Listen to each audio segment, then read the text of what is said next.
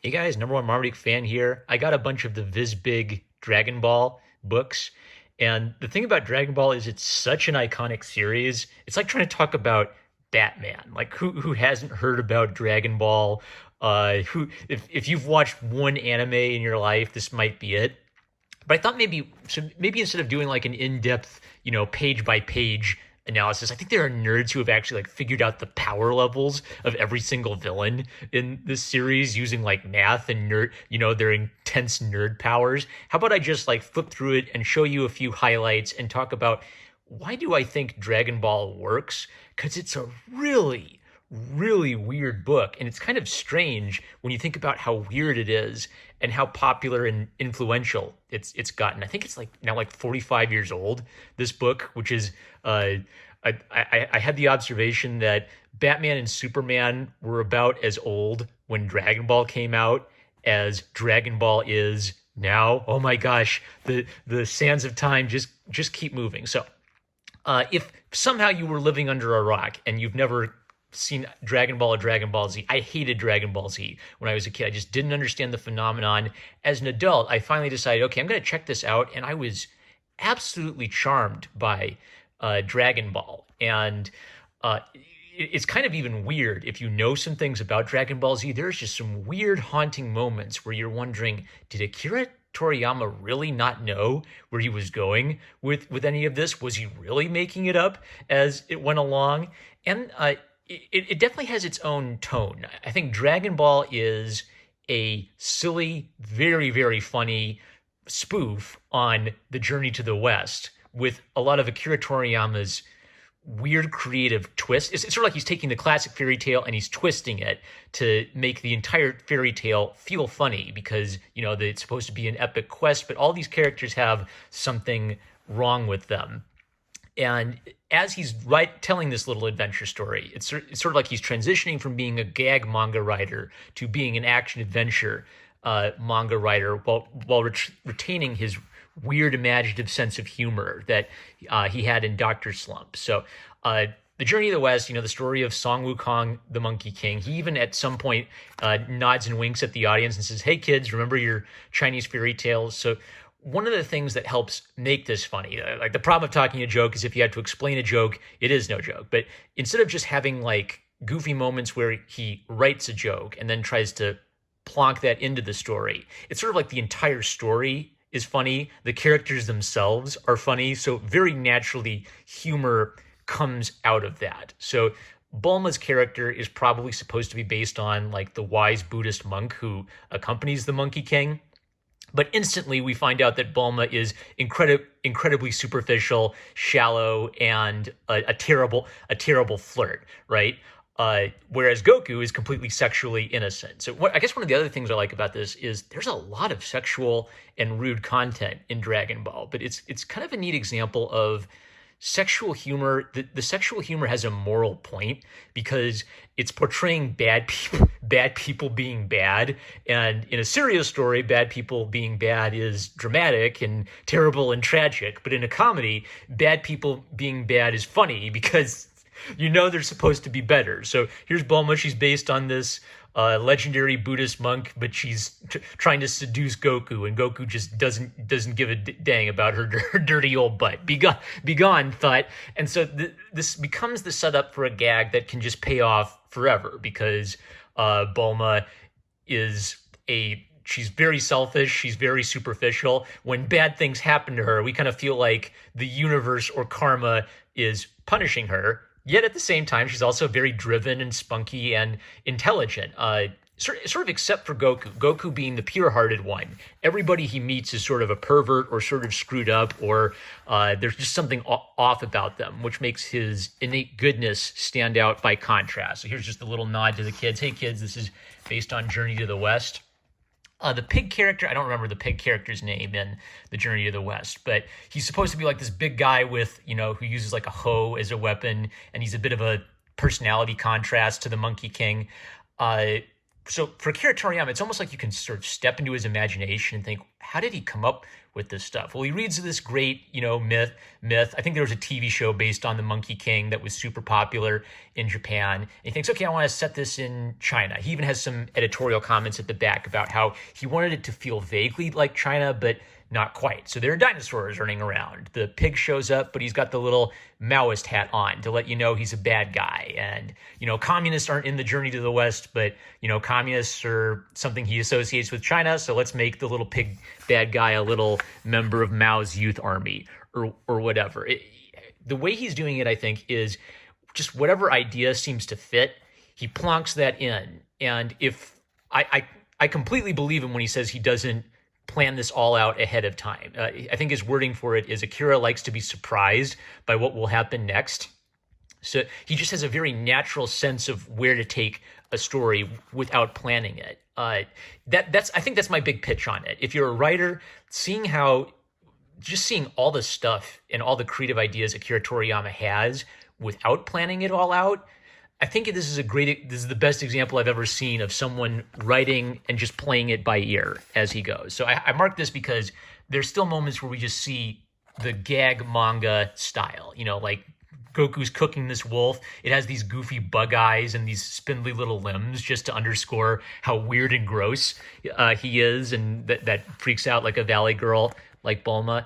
These pages, I didn't quite like this because the whole first chapter was in color, which was kind of nice. I could kind of tell this was supposed to be in color, but printed in black and white, and it felt a little faded. So I kind of wish Viz had included color pages for this whole moment. But okay, so Master Roshi shows up, and he's supposed to be an ancient, wise monk who knows kung fu, right? But he's a pervert, and we learn immediately off the bat he's a pervert. In almost every scene he's in, he tries something perverted, and I think Bulma even has a line that wizards aren't supposed to act this way in the books, so that's the joke.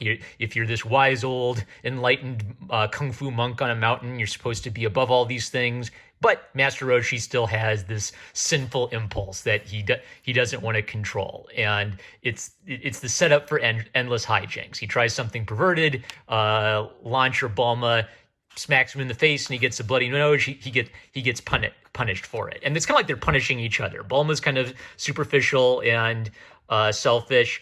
Master Roshi's perverted and disgusting.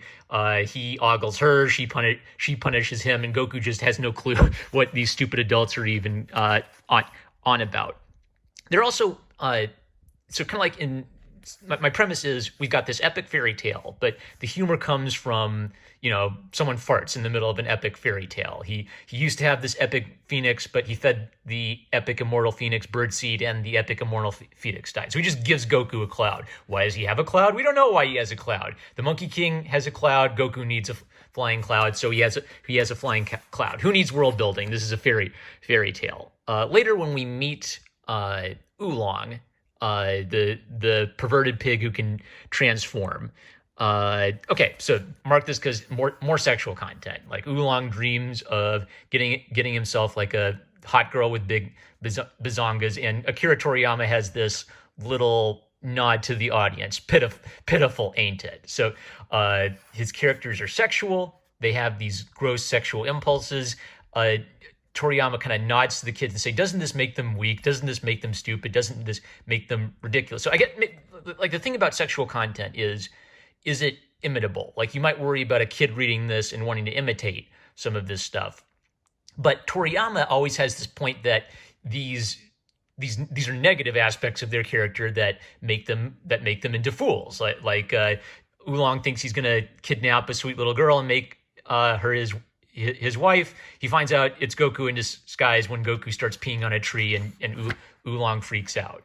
Here's where he's revealed to be just like a little goofy communist youth wannabe, and he actually is weak. There's another gag where he can transform to make himself look strong and intimidating, but Goku's fearless. So that means that his trick doesn't work anymore.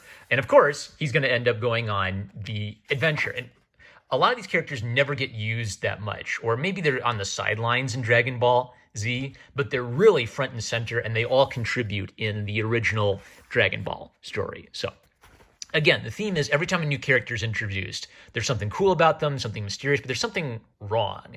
Yamcha, who we now know from the meme of Yamcha being dead and Yamcha being the weakest character in Dragon Ball Z, is a great character in Dragon Ball. He's not quite as tough as Goku, but he's able to fend for himself in a fight against Goku.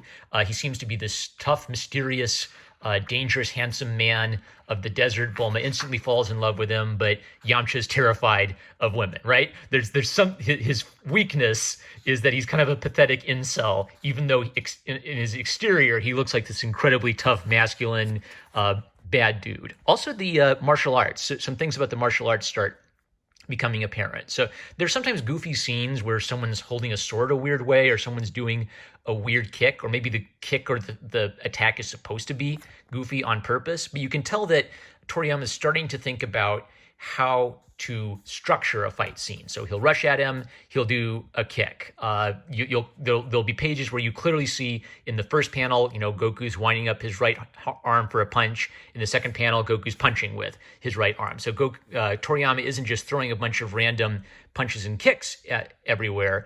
He's really thinking, he's starting to think it through, even though it's maybe not his strength yet. And of course, there are also send-ups of goofy kung fu. So it's the fist of the wolf fang. The fist is actually a kick. Goku's response is to use paper, scissors, rock as a kung fu technique. It's sort of like the beats of comedy tie in well to the beats of good action. So Toriyama is just very natural at composing a exciting fight scene because he knows how to set up a gag with setup and payoff. Gonna go ahead and there's the rock paper. This is kind of cool too. So Toriyama doesn't do a lot of this. Goku hits Yamcha. Yamcha bounces off the top of the panel and breaks it, and then bounces down into the ground. So this is a manga-specific gag. Osamu Tezuka loves stuff like this. So if you read a Tezuka manga, there will always be like maybe 4 or 5 gags like this at any given point. Toriyama does break the fourth wall, but he does so a lot more sparingly. This is the only gag I've seen like this so far where he's deliberately having the panel interact with the characters somehow. This I mark. Okay, so I think I've already kind of like made the point. So I'll just say this to sort of illustrate how Toriyama is consistent with it.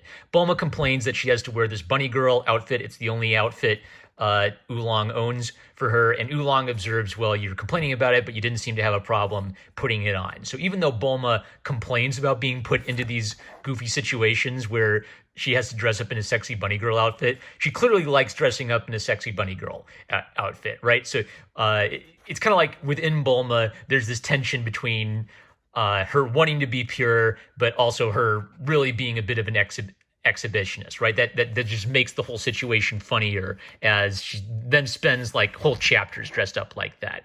When we meet Chi-Chi, there's another. She's weird. She's scared of monsters. She's like a little girl running away from spiders, but she can totally decapitate a Tyrannosaurus Rex or nearly blows up Yamcha. There's something girly and feminine about her, being scared of things. There's something weird and over the top about her. She can just blow up a car with a giant laser cannon attached to her head. I'm gonna skip over this because I think I've already made the point. The sexual humor has this point where Bulma is being put into these uncomfortable sexual situations, but she's smart, she's sneaky. She actually she strong arms Oolong into taking her place because Oolong has the ability to transform. And then once transformation is added in, there's all kinds of room for sexual hijinks and misunderstandings as people are transforming into each other. Okay, here's why I marked this. This is just so weird, and I'd love if any Dragon Ball nerds could tell me about this. They run into like this weird rabbit gang, and they're being threatened to be turned into carrots. And Goku pauses and thinks, carrots? What's odd about this is later in Dragon Ball Z, we learn his name is Kakarot, literally carrot. So it's like he's aware early on that the word carrot sounds like his name and it's triggering a memory. But did Akira Toriyama really plan that far ahead? Maybe he didn't have all of Dragon Ball Z planned out, but did he at least know he wanted Goku's name to be Kakarot, or is this purely a coincidence? I'd love to find that out, because with Toriyama, it never feels like he does plan that far ahead. So this just kind of like stood out to me as like a weird moment. The rabbit bad guy is based off a Japanese fairy tale. Jumping to this. Yamcha's a really interesting character because it's sort of like he becomes a good guy by accident. As a bad guy, he follows them to steal the Dragon Balls. He realizes if they're about to die, they'll never get the Dragon Balls for him. So he intervenes to help and pretends to be a good guy.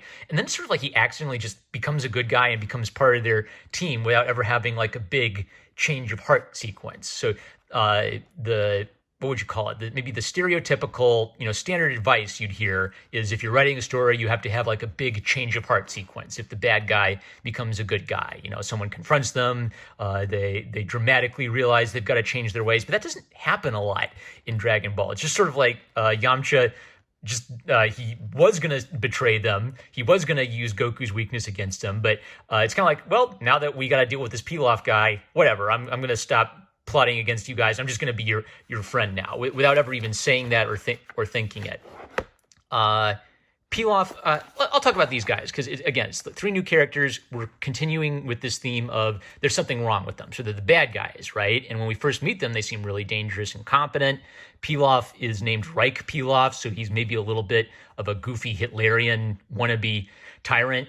But then we quickly find out these 3 are complete idiots. They make dumb jokes. They make Dr. Slump references, and Pilaf insists, no, we're high class. We're not going to do stupid poop and pee jokes in this manga. This is the setup for when they're about to torture Bulma. Bulma thinks they're going to do something perverted, and Pilaf is absolutely shocked and disgusted by that idea. So the good guys actually have dirtier minds than the bad guys, who are kind of like a repressed G-rated squeaky clean little guy. This is great stuff. No one is the way they're supposed to be. The villains are goofballs. The heroes are a bunch of degenerates. Okay, keep hopping ahead. So, in addition to like all this goofy sexual antics, there's legitimate drama and excitement. Shen Long, the dragon, appears. It's incredibly epic. He's going to grant a wish that could change the fate of the world.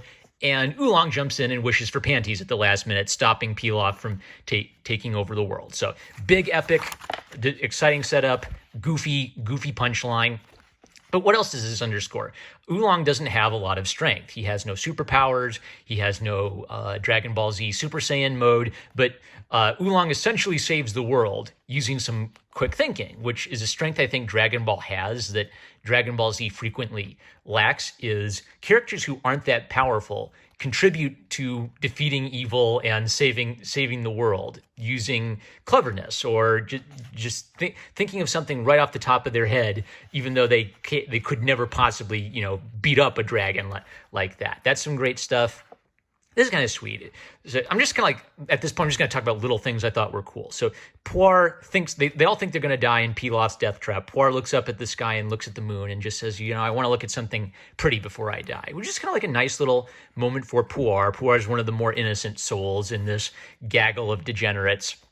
And talking about the moon is what reminds Goku that his grandpa died on a full moon, and his grandpa warned him to never look at the full moon. So because Goku is completely naive and innocent, it doesn't occur to him that maybe the full moon turns him into a monster. And instantly, all of the more mature but broken characters put 2 and 2 together that maybe that means Goku is some kind of werewolf or something. So Oolong sort of saved the day from Pilaf with his goofy wish. But we need to give Goku as the hero needs to have his moment in the sun. So the climax of Goku's story is the revelation that he's really this big monster. And then Yamcha saves everyone from Goku because earlier he learned that Goku's weakness is his tail. So your setup was, oh, I get it. He's going to use that knowledge to defeat Goku, and then Yamcha's going to betray everybody. But then Yamcha, knowing Goku's weakness, allows him to save everybody. Things completely work out differently than what you were expecting in earlier chapters. Here's another moment where, if you know Dragon Ball Z, this kind of becomes bittersweet. Bulma and Yamcha end up together, and it's just perfect. It's perfect poetry. Neither of them got their wish. Bulma was hoping for a boyfriend. Yamcha was hoping to not be afraid of girls anymore. But then, completely by accident, they both got their wish without needing Shenlong, the dragon. So we know in Dragon Ball Z they're going to break up and she's going to marry Vegeta. But at least in the context of this story, it's the perfect little bow at the end of this epic quest. So at the end of this chapter, Akira Toriyama says something like, the end of this adventure. Wait, no, it isn't. I'm going to go on telling more and more adventures forever. And this sort of starts the pattern of a lot of Shonen Jump manga love to have a fighting tournament arc for some reason. And I don't know, maybe someone before Toriyama did this, but Toriyama definitely popularized the idea of let's have a martial arts tournament. And in the middle of the martial arts tournament, that gives us an excuse to have a lot of people fight each other. And we'll have some kind of like subplot going underneath this surface at the martial arts tournament. So it's kind of like within 2 volumes, he's told his epic quest, the characters part ways, and Goku goes to train and join a martial arts tournament. So it's sort of like this is the beginning of a completely new story now, and we meet characters like Krillin, who are going to be part of the cast forever. Krillin's going to be fighting all the way up to the Frieza arc and contribute. I've only seen through to the Frieza arc of Dragon Ball Z, by the way, because Dragon Ball is more my jam. People have told me there's some cool Dragon Ball stuff I might like in the new Super stuff that eventually I'll check it out. But for right now, I'm just reading the early chapters and enjoying that. Okay, so the same thing happens. Yamcha was introduced as a villain. He seemingly had a change of heart off screen and became a good guy.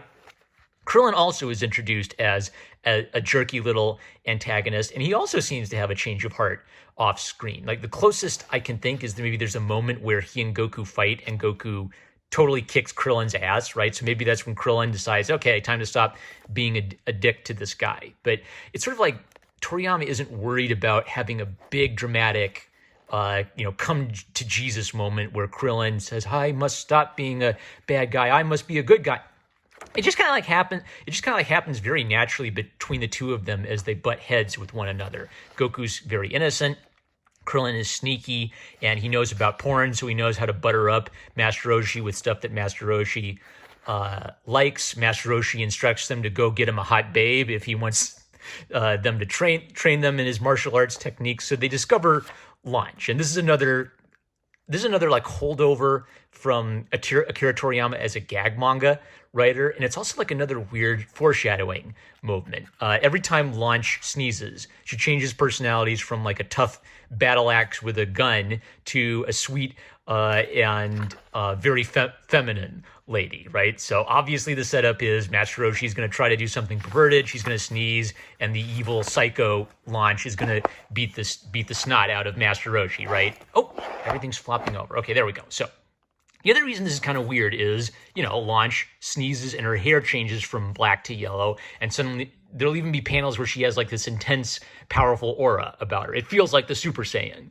stuff. So I think I've read somewhere that the reason Goku's hair turns yellow when he starts going Super Saiyan in Dragon Ball Z is Toriyama just wanted something that was really easy to spot in black and white. Like you want something visual to say they've transformed. And so having the hair be black and the hair be white over here is just a really easy, obvious thing that you don't need color to communicate that. So I believe this is just like another weird coincidence. It just works. It works. It makes sense. Yeah, let's just have her hair turn gold. That's how we'll know she's transformed.